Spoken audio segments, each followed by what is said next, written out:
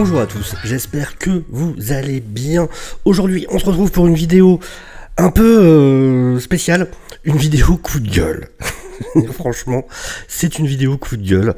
Je sais qu'il y en a qui aiment ça, c'est pas le but d'en faire trop souvent, mais là, vraiment, il fallait que je la fasse, parce que c'est n'importe quoi.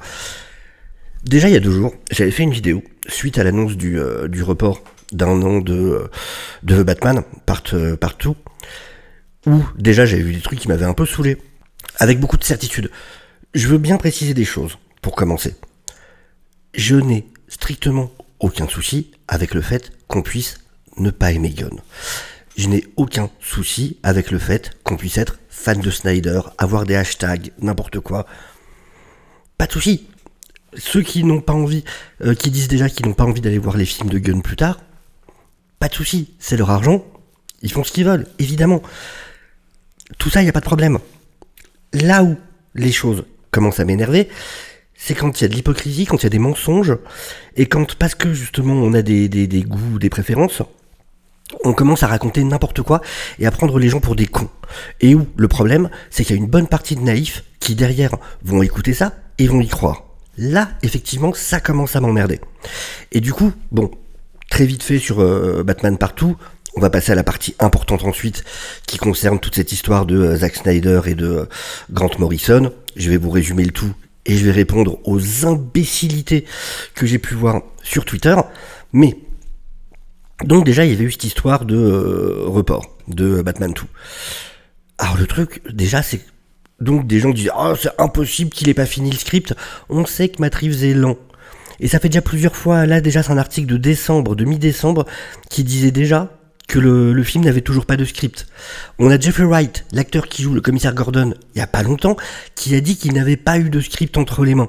On a plein de choses qui nous tendent, qui nous font penser qu'effectivement il n'y a pas de script.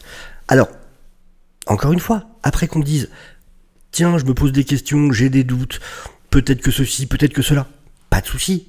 Mais j'en vois beaucoup en mode bande de naïfs, bande de cons. C'est pas du tout. Ce que vous croyez, c'est pas du tout ce qui se passe. Nous, on sait. Mais fermez vos gueules. C'est dans ce cas-là où vraiment fermez-la. Faut arrêter avec ça. J'ai vu des gens et j'avais fait donc une vidéo il y a 2 jours et je l'ai pas postée aussi parce que je montrais des exemples précis. Et dans ce cas-là, il y en avait certains où je trouvais que c'était pas cool de les montrer, des exemples de posts sur Twitter, parce qu'il y en a certains où c'était vraiment pas méchant, c'était plus de la naïveté, des choses comme ça. Et donc j'avais pas voulu les mettre ça en avant, parce que c'est pas le but de la chaîne. J'ai toujours dit, je veux plutôt être dans quelque chose de positif vis-à-vis des fans. On peut être très critique vis-à-vis des œuvres, on peut être très critique vis-à-vis d'idées, par contre, je suis contre les histoires de division de fans et ainsi de suite.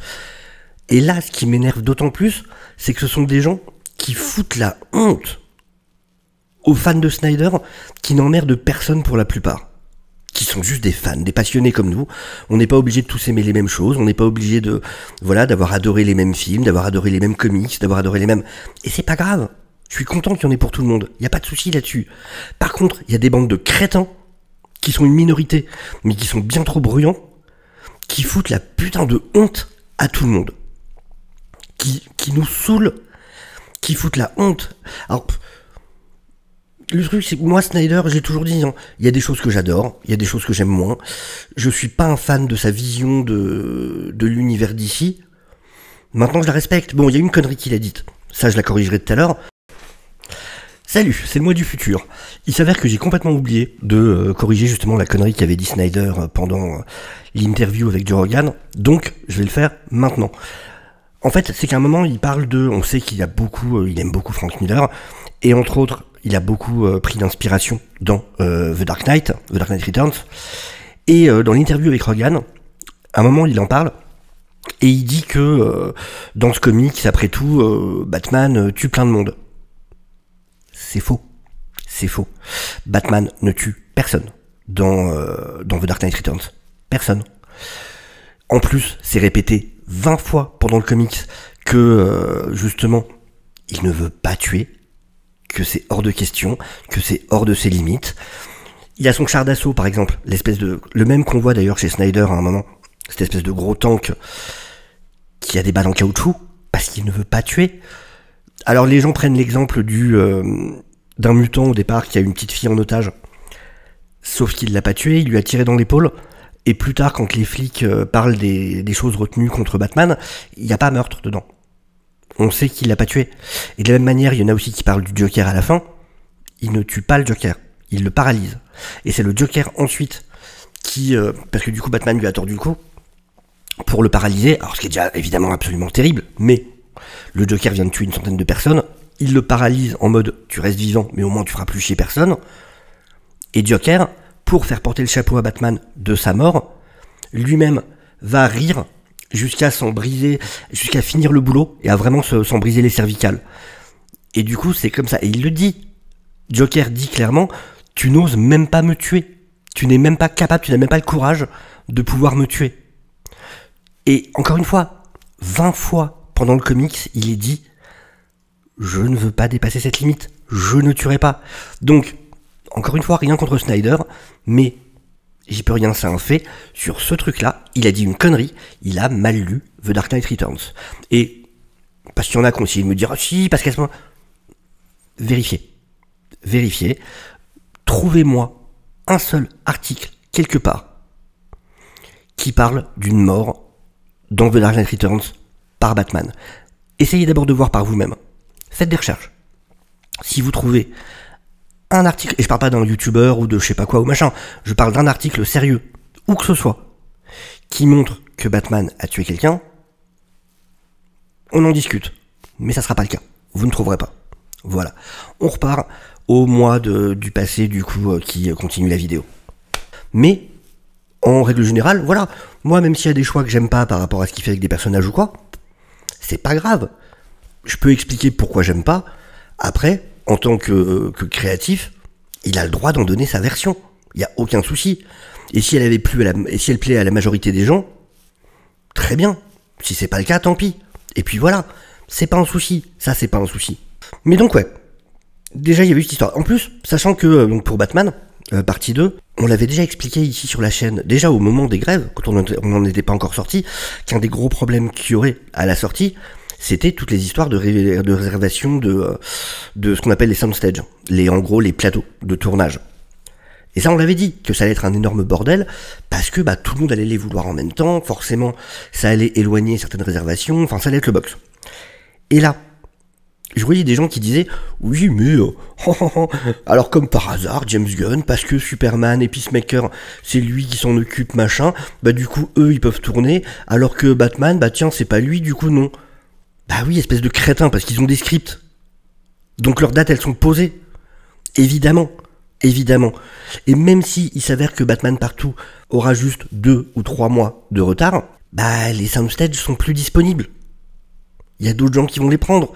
Et c'est pas dit qu'ils seront disponibles pile 2-3 mois après. Peut-être que c'est que 6 mois après qu'ils sont disponibles. Tout simplement. Il n'y a rien de très compliqué à comprendre en fait. Et encore une fois, il n'y a aucun souci à émettre des doutes. À dire voilà, tiens, je me demande s'il n'y a pas autre chose derrière. Ah, je me dis, ça se trouve, peut-être. Aucun problème. Ce qui m'emmerde, encore une fois, c'est ceux qui balancent des certitudes qui sortent de leur cul. C'est là où je trouve ça saoulant. Et vraiment, c'est un truc... J'y peux rien, ça m'insupporte parce que c'est à l'opposé de la démarche que j'essaye d'avoir ici, justement de mettre, mais je dis ce que je pense vraiment, je donne mes sentiments et tout ça. Par contre, je les mets de côté quand il s'agit d'analyser des choses. Et de voir des gens qui prennent leur public pour des imbéciles et qui en plus sont suivis par ces imbéciles qui vont y croire derrière, enfin je dis imbéciles, on va dire des gens naïfs, plutôt, des gens naïfs, qui vont les écouter derrière et qui répètent ça comme si c'était la parole d'évangile, c'est ça qui est chiant en fait, parce qu'on se retrouve avec des gens qui ne savent pas, mais avec plein de certitudes. Et ça c'est vraiment relou. Et d'ailleurs, tiens, Jeff Snyder, qui est quand même quelqu'un, alors si vous connaissez pas, c'est un journaliste, scooper, qui bosse pas mal avec Greg Roca, je crois que ça c'est Greg Roca qui s'appelle, ils ont un podcast tous les deux, et pour l'instant, il a un bilan d'à peu près 100%. En gros, rien de ce qu'il a annoncé n'a été contredit par la suite. Donc voilà, je suis pas très scooper, pour plein de raisons, mais il s'avère que le mec, chaque fois qu'il dit quelque chose, ça se vérifie.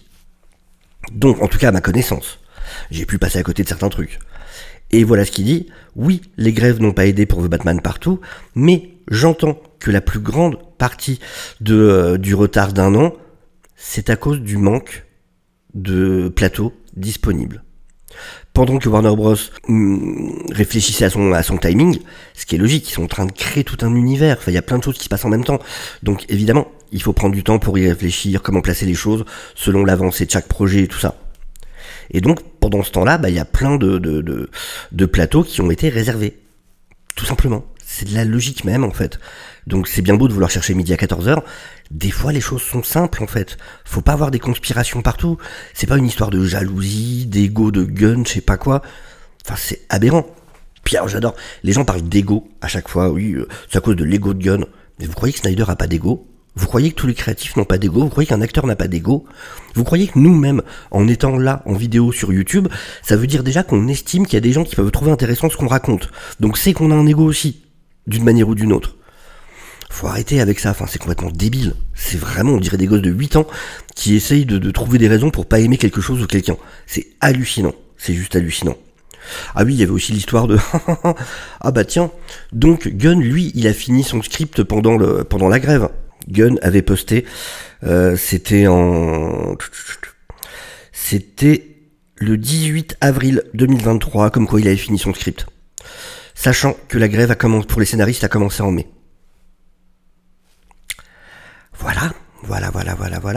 Alors après, pareil, on peut émettre des doutes, on peut dire, c'est facile, il a posté ça, cette première page, si ça se trouve, en fait, il avait pas écrit tout le script, et il a écrit un peu pendant la grève.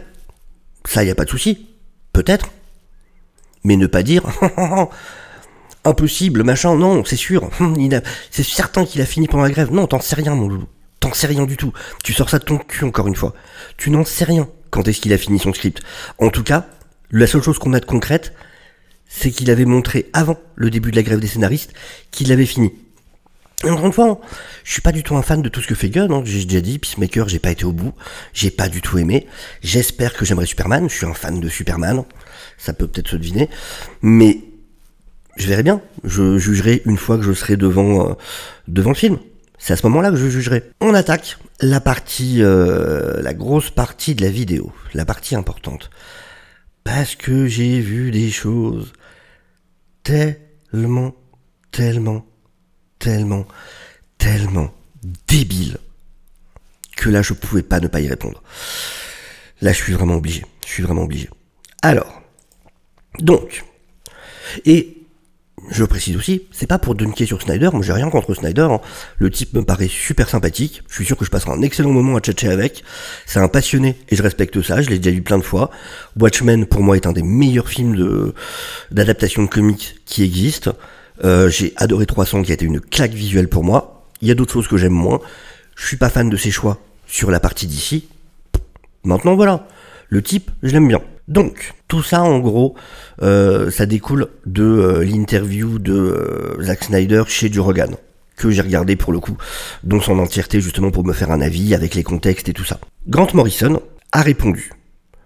Et on voit ici, donc là j'ai vu la traduction était bonne, donc ça m'évitera de faire des entre les phrases pendant que je traduis. Et donc on est sur le compte de Batman Noir à lait. Donc ce que dit Grant Morrison, il s'avère, donc c'est à propos de Batman qui ne tue pas. Et Grant Morrison répond, il s'avère que si Batman tuait ses ennemis, il deviendrait le Joker.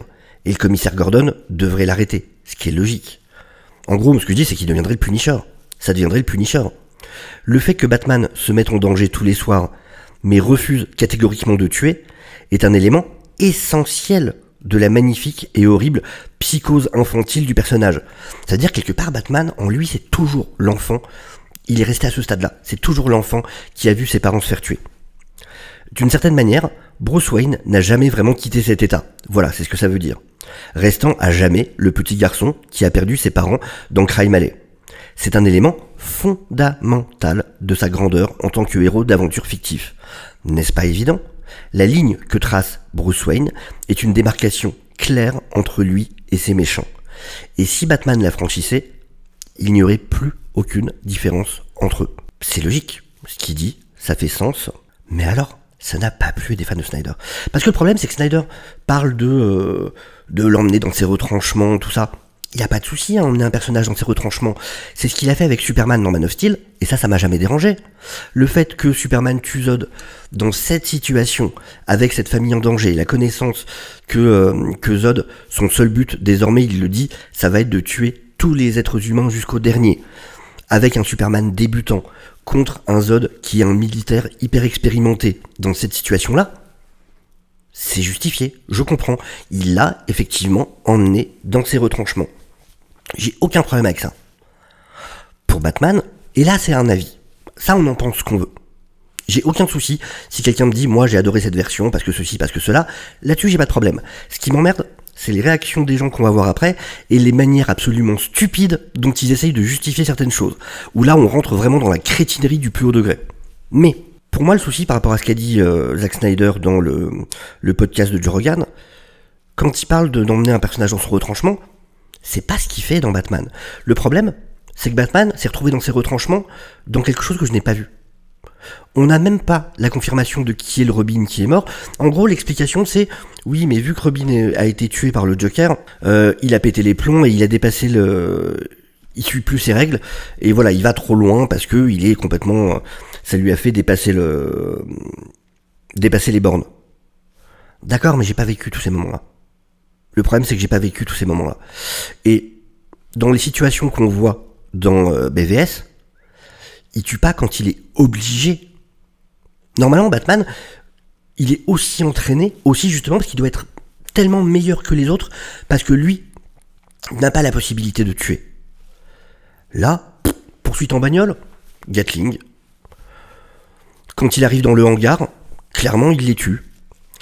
Et ça, c'est pas Batman. Si ça avait été, encore une fois, vraiment un cas de... Regardez chez Nolan. Il y a le Joker qui le pousse à avoir à faire ce choix. Parce que c'est justement ce que veut le Joker. Emmener Batman à ne pas respecter ses règles. Et on a tout ce moment justement où Harvey Dent meurt à la fin du film. Et là, il y a des conséquences. Batman, donc, endosse la mort de Dent et se retire. Et quand on le retrouve, c'est un homme brisé, qui ensuite a sa rédemption par le passage dans la prison, où il doit se reconstruire. C'est pas le cas chez Snyder. Et j'ai l'impression qu'il y a plein de gens qui ne comprennent pas ce que veut dire rédemption. Il n'y a pas de rédemption chez Snyder. C'est juste parce qu'à un moment, il y a cette histoire de Martha. Batman se rend compte qu'il est devenu ceux qu'il combattait. Mais il n'y a pas de rédemption derrière. C'est juste, d'un moment à l'autre, il décide « Ah bah non, en fait, faut être gentil ». Mais il n'y a jamais de conséquences, il n'y a jamais de rédemption, il n'y a jamais rien de tout ça. On n'a jamais vu ses rapports être dégradés avec Gordon parce qu'il tuait des gens, parce qu'il tuait des criminels, parce qu'il est marqué au fer rouge. Il n'y a rien de tout ça. Et donc c'est en ça où Morrison répond. C'est sur le fait de... C'est très important cette limite. Et en gros, si tu la dépasses, il faut qu'il y ait les conséquences derrière. Ce qui n'est absolument pas le cas chez Snyder. Il n'y a pas de conséquences. Et donc, derrière ça... on a eu le droit à un florilège des réactions les plus débiles qu'on peut imaginer. Là, on a, voilà, The New Geeks, et qui a un compte quand même à 1400 abonnés, hein, qui a alors qui est un cofondateur de celle Zack Snyder Justice League to Netflix, et ainsi de suite, qui je crois a une chaîne YouTube en plus, qui fait encore plus peur, qui dit, alors il répond à quelqu'un qui dit, qui parle de Watchmen, et là, les gens dans les commentaires, mais Snyder n'est pas celui qui a inventé... Et là, aucun de vous ne connaîtrait ce comics, ne saurait que ce comics existe, ne saurait même que ce comics existe si ça n'était pas grâce à l'adaptation de Zack Snyder. Donc calmez-vous et retournez dans vos caves où est-ce que vous devriez être. Mais espèce de blaireau. Comment on peut être aussi débile? T'as vraiment cru que personne connaissait Watchmen avant Snyder? Et j'adore le Watchmen de Snyder. Encore une fois, c'est une des meilleures adaptations de comic books. Avec ses différences par rapport aux comics, mais n'empêche. Mais ferme-la, à tout jamais. Comment tu peux oser dire que les gens ne connaissaient pas Watchmen avant Snyder? Faut être un sacré crétin. Et tout le monde le corrige derrière, hein, parce que le bouquin avait été dans les meilleurs livres, dans le New York Times, et ainsi de suite. Enfin, ce degré de crétinerie, ça c'est les gens qui foutent la honte à tous les autres fans de Snyder qui sont là en mode ferme-la s'il te plaît, vas-y arrête, tu nous fous la honte, tais-toi. On en a bien évidemment, regardez là, il apparaît que Grant Morrison en gros en veut toujours à Snyder pour ce très vieux tweet où il disait en gros c'était un truc contre les chauves, sauf qu'imbécile, ton tweet tu le dates de 2002, Twitter c'est là depuis 2006. Crétin. Énorme crétin. Et là, Morrison n'est pas aussi malin qu'il en a l'air. Encore une fois, Zack, le dieu des adaptations de comics, le mec il l'appelle. Et après quand on parle de culte, pour ce genre d'imbécile, pas pour les fans de Snyder en général, mais quand on parle de culte, non. Et là, The CBM God. Zack, The CBM God Snyder. Putain, fais-toi soigner, fais-toi soigner. Qui vient met un coup de pied au cul d'un autre auteur nul en gros. Mais enfin, comment tu peux oser dire ça? Aucun travail du type chauve ne s'approche même du DC de Snyder. Oh le culot. Oh le culot des types quoi. C'est juste hallucinant. C'est juste hallucinant. Ouais, le mec qui a écrit tout un bouquin sur les super dieux, sur l'histoire des super-héros. C'est un roman, c'est pas un comics. Hein. Là, c'est tout un roman qu'il a écrit sur le sujet. On va juste rappeler certaines choses. Grant Morrison. Donc, Grant Morrison, c'est par exemple... Alors, le mec a mélangé les images, mais c'est Arkham Asylum, avec Dave McKean, qui est toujours classé dans les meilleures histoires de Batman existantes. C'est Batman Gothic, qui est aussi une histoire que les fans adorent. La JLA. Alors, la JLA... Je peux vous montrer, hein. Le run de Morrison sur la JLA, c'est ça. C'est ça quand même le run de Morrison sur la JLA. Snyder, le côté c'est des dieux et ainsi de suite, ça vient aussi de là. Hein. Et d'ailleurs on va parler de Final Crisis après. Il y avait une photo, je crois que c'était, comment ça s'appelle, c'était un Thanksgiving, parce qu'il y avait la dinde dessus, et justement on voyait une édition de Final Crisis sur la table de Snyder. Donc je pense que lui-même ne cautionnerait absolument pas les crétins qui vont essayer de dunker sur Morrison. Et on aime Morrison ou pas, c'est pas la question. Mais quand je vois des gens qui sont venus dire que Morrison n'y connaissait rien à Batman, mais rampe dans un terrier et n'en ressort plus jamais en fait. Et on peut ne pas aimer le boulot de Morrison, mais se permettre de dire qu'il ne connaît pas Batman, c'est un culot incroyable. Il y a eu aussi, bien évidemment, tout son run sur Batman. En tout, il a bossé, je crois, 7 ans sur Batman, un truc comme ça. Il y a eu la série aussi avec... il y a eu Batman Inc., il y a eu Batman et Robin avec Batman, avec Dick Grayson dans le costume. Mais pareil, hein, je les ai pas sortis du coup, mais j'ai aussi les omnibus de Batman, de Grant Morrison. Enfin, c'est... quand même, quoi. C'est un peu le co-créateur de Damian Wayne. C'est lui qui a ramené Zur-En-Arrh, qui a ramené ça du Golden au Silver Age. Enfin, il y a plein de choses hyper importantes qui viennent de Morrison. La plupart des auteurs qui reprennent derrière se resservent toujours d'éléments que Morrison a insérés. Enfin, on peut pas... Batman Rip, pareil. Enfin, c'est hallucinant, Batman Inc., dont je vous parlais. Enfin, il y a tellement de choses. Et voilà, ça fait plaisir, évidemment. Damn it. En gros, c'est des fans de Snyder qui disent, mais, enfin, tu vas nous faire avoir l'air débile, en fait. Ferme-la. Arrête. Alors, ça réagit à ça. En parlant de Seal. Ah, Seal. Qu'est-ce que je le déteste, Seal. Lui, c'est encore pire parce que c'est pas de la bêtise, c'est vraiment qu'il prend ses abonnés pour des imbéciles et pour leur soutirer du pognon sur YouTube, il est prêt à faire n'importe quoi. Et ça m'énerve encore plus. Parce que là, c'est vraiment pour prendre de l'argent à ses abonnés. Là, pareil, un fan, vraiment, qui est connu pour être un gros fan de Snyder, qui dit, efface ça, sur la comparaison entre Snyder et Morrison. Efface ça. Morrison est un scénariste exceptionnel et une influence pour le DCEU de Snyder. Donc, efface ça. Donc c'est ça, je veux bien montrer qu'il y a plein de fans de Snyder qui sont en mode, mais arrêtez, vous nous foutez la honte. Oh, ça c'est génial. Après, on va venir vraiment du coup sur la page qui nous intéresse, mais Là, c'est quelqu'un qui dit, donc, qui rajoute à cette page-là. On va la voir en détail, cette page-là. En gros, déjà, si cette page-là, c'est l'argument, ça a été de prendre, pour répondre à Morrison, parce qu'ils n'étaient pas contents parce que Morrison avait osé répondre. Qu'est-ce qu'ils ont fait? Ils ont pris cette page-là de Final Crisis, et ils ont dit, ouais, dans ton Final Crisis, Batman, il tue Darkseid, hein, donc, ferme ta gueule. Et ils auraient bien mieux fait de fermer leur gueule à eux, pour le coup. Et donc, on va en parler de cette page. Et quelqu'un qui renchérit ici en disant, ouais, bah ça aussi, en plus, c'est le Batman de Grant Morrison, alors, ta gueule. Imbécile, si t'avais lu le comics, c'est pas Bruce Wayne dans le costume, c'est Damian Wayne. C'est dans le futur, c'est un Damian Wayne adulte. Et les gens lui font remarquer. Et il est en mode, ouais, bah je m'en fous, c'est Batman. Les gens disent, mais c'est Damian, lol. Ouais, bah c'est le Batman de Grant Morrison. Oui, d'accord, mais c'est le futur Batman, c'est Damian Wayne. C'est pas lui. Et le mec veut pas comprendre. Et c'est ça qui est le plus insupportable. C'est que c'est des gens qui ne veulent pas comprendre à chaque fois. Ils sont tellement bloqués sur leurs idées qu'ils ne veulent pas entendre la réalité. Il y a beau leur mettre des preuves sous les yeux, c'est juste, ils ne peuvent pas l'entendre. Et donc voilà, effectivement, c'est les pages qui sont revenues très souvent. On va expliquer ce qui se passe avec ça. Alors, déjà, Final Crisis, faut bien comprendre, et donc il y en a plein qui ont sorti ça en mode on t'a bien eu, regarde, toi ton Batman, il a tué Darkseid, on t'a eu. Bande de crétins.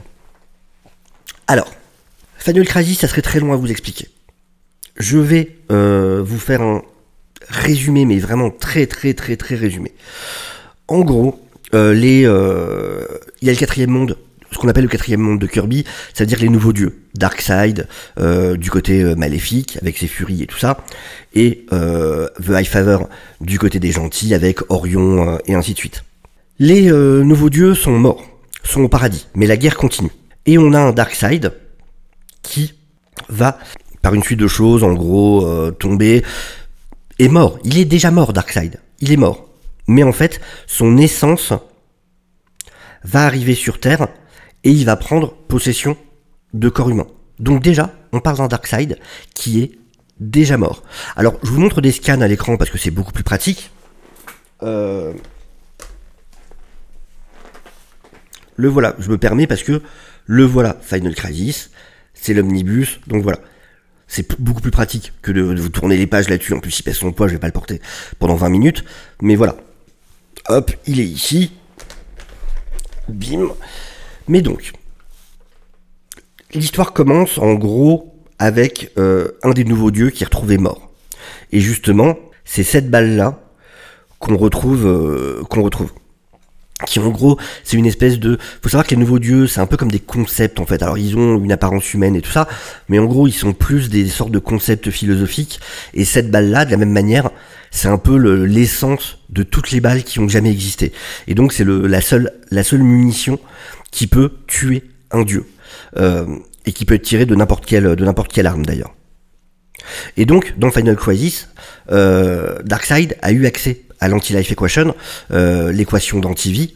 Si vous avez vu les films de Snyder, vous savez de quoi on parle.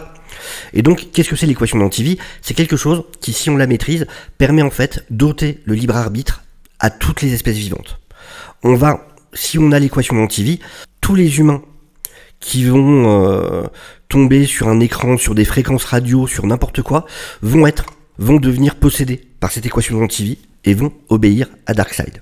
Je vous passe ce qui se passe pendant Final Crisis, mais en gros, Darkseid prend possession d'un être humain qui est un chef de gang, et ensuite je crois que c'est un détective ou un truc comme ça. À ce moment-là, Batman a été prisonnier pendant un bout de temps de Darkseid, il vient de réussir à se libérer, il a été torturé, tout ce qu'on veut, machin, et la page d'avant, en fait, ça, on va en parler après, c'est The Black Racer, en gros, c'est la mort. C'est la mort pour les speedsters, mais pas que. Et il va avoir de l'importance. Mais, juste, donc déjà, vous voyez, c'est un Darkseid qui est en jean. Vous imaginez bien que le vrai Darkseid, il est pas en jean et en chaussures de ville. C'est un être humain dont on modifie le corps, parce qu'aucun corps humain n'est capable d'accepter l'énergie de la puissance de Darkseid. Et donc, ils ont fait tout un travail pour modifier son corps et tout ça. On a un Batman qui débarque. Ce Darkseid, à ce moment-là, on sait qu'il y a 3 milliards d'êtres humains qui sont sous sa coupe. La Terre va cesser d'exister. Ok? C'est ce qu'on appelle une situation de challenge. C'est ce qu'on appelle vraiment là où on disait il faut challenger les personnages, là c'est challenger. Ça veut dire, là c'est la fin du monde. C'est la fin du monde. Il y a René Montoya qui est en train de chercher une planète sur laquelle les quelques êtres humains survivants puissent se barrer. Et donc elle fait le tour du multiverse pour trouver un endroit où quelques humains puissent survivre. Donc là on est vraiment sur un jusqu'au boutisme. Et même là, ce Batman dit « J'ai fait un serment à propos des armes à feu, mais pour toi, je vais faire une exception qui n'arrive qu'une fois dans une vie, un flingue et une balle, Darkseid, c'était ton idée. » Mais il dit pas « Je vais te tuer ». Il dit pas un meurtre. Il dit pas « Je renonce à mon vœu de tuer ». Il dit « Je renonce à mon vœu d'utiliser une arme ». Déjà c'est différent. Déjà c'est très différent. Il lui tire dessus, sachant que lui-même va mourir. Vous voyez le truc de challenge? L'exécution, ça change tout. Il sait pertinemment que le rayon Oméga va le tuer. Alors, ce qui va finir par ne pas être le cas, parce que c'est Batman, on peut pas tuer Batman, et du coup, en fait, il est renvoyé dans le passé. Cherchez pas à comprendre. Mais, lui, à ce moment-là, c'est la dernière chose que je ferai de mon vivant, mais je ne peux pas te laisser continuer. Et même là, il aurait pu lui tirer une balle dans la tête. Il lui tire une balle dans l'épaule. Et, en plus, si ces humains, si ces gens qui racontent ces débilités lisaient vraiment des comics, ils seraient au courant que dans Batman 702, aussi écrit par Grant Morrison, on a ce moment où voilà ce que dit Batman. Il sait que je ne tuerai pas son hôte humain. Il sait que je ne tuerai pas son hôte humain. Ça montre encore une fois que Batman, il est hors de question qu'il tue l'hôte de Darkseid. Mais Darkseid, lui, il est déjà mort. Il est censé être mort. Et en plus, il est en train de détruire la Terre. Et il est censé déjà être mort. Encore une fois, il est censé déjà être mort. C'est pas un détail, ça. Il est censé déjà être mort, ce Darkseid. Et regardez. Alors, c'était l'issue 7, celle où il tire sur Darkseid. L'issue 6, pardon. On passe à l'issue 7. Et Batman est mort. On découvrira plus tard que ça, en fait, c'est pas le corps du vrai Batman, c'est le corps d'un clone. Je vous passe les explications là-dessus, parce que, en fait, il est pas mort, il est dans le passé. Et donc ça, en fait, c'est le corps d'un clone. Mais, numéro d'après, on a Superman, donc, qui lui était dans le futur, pendant tout le début de l'histoire, avec la Légion des super-héros, avec Brainiac 5, qui vient de revenir dans le présent. Et on a Darkseid, qui lui est encore vivant. Il est encore vivant. Alors la balle qu'il a tirée, c'est une balle qui l'empoisonne, mais qui empoisonne Darkseid. L'autre humain, on sait jamais trop ce qu'il est devenu dans cette histoire-là.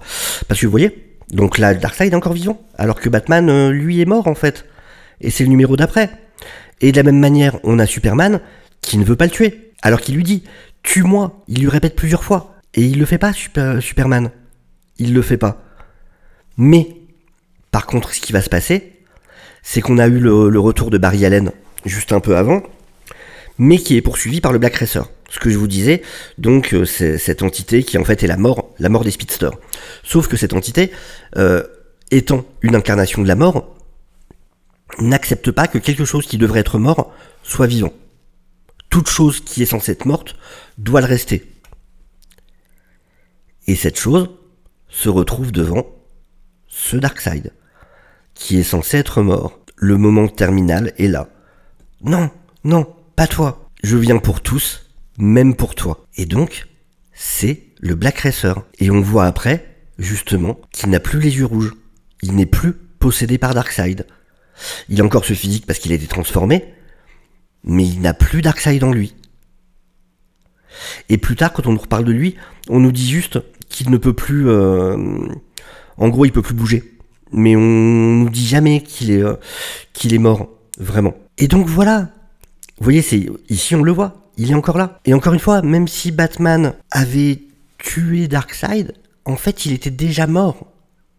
Il y a plein de choses qui justifient ça. Donc, se servir de cette page, c'est vraiment ne pas avoir lu cette histoire. C'est ne pas l'avoir lu. D'autant plus qu'à la fin de l'histoire, au final, c'est Superman qui du coup, voilà, c'est ce qui reste de l'essence de Darkseid, qui du coup n'est plus dans le corps, et c'est Superman qui va émettre une note sur une certaine vibration, qui va détruire l'essence qui reste. Encore une fois, parce qu'il est déjà mort. Il est déjà mort. Et en plus, Superman derrière va utiliser une machine qui s'appelle la Miracle Machine, qu'il a appris à construire dans le futur, qui va lui permettre de changer tout ce qui s'est passé. En gros, il va souhaiter une fin heureuse. Tout simplement. Il va souhaiter une fin heureuse à l'histoire, voilà, avec cette machine-là. Et donc, ça va tout réécrire, et tout le monde va revivre, et tout ça. Donc voilà, vous servez pas d'un truc que vous n'avez pas compris, ceux qui le font. C'est juste ça. Il y a aucun souci à ne pas savoir, il y a aucun souci à poser des questions. Juste, faut pas être bête et en être fier. Faut pas être fier d'une ignorance. On est tous ignorants sur plein de choses. Et il n'y a aucun souci là-dessus. Mais vraiment, c'est con, hein. Mais moi-même, je suis le premier à dire que c'est que des films, c'est que des séries, c'est que des machins. Mais des fois, quand on voit ça à longueur de journée sur les réseaux, des gens qui balancent conneries sur conneries sur conneries, ça m'énerve. J'y peux rien, ça m'énerve. Et là, de voir ces crétins qui sortent ce genre de pages sans les avoir comprises, mais donc voilà, n'allez pas sortir une page en allant taper sur Google sans comprendre ce que ça signifie. Vous avez de grandes chances de passer pour un con, en fait. Faut pas faire ça. Faut pas faire ça. Encore une fois, derrière, il y a plein de raisons, et bon. Voilà. La vidéo a duré beaucoup plus longtemps que je le voulais. Du coup, on va s'arrêter là. N'hésitez pas à vous abonner si ça vous dit, si ça vous intéresse, ça me ferait plaisir en tout cas. N'hésitez pas à liker la vidéo, bien évidemment, n'hésitez pas à la partager. Je vais même mettre un chapitre pour le moment où je commence vraiment sur la partie avec Morrison, parce qu'il y en a certainement qui seront plus intéressés par la partie là. Et puis voilà, sur ce, je vous fais des gros bisous à tous, je vous dis à très bientôt, et ciao ciao, bye.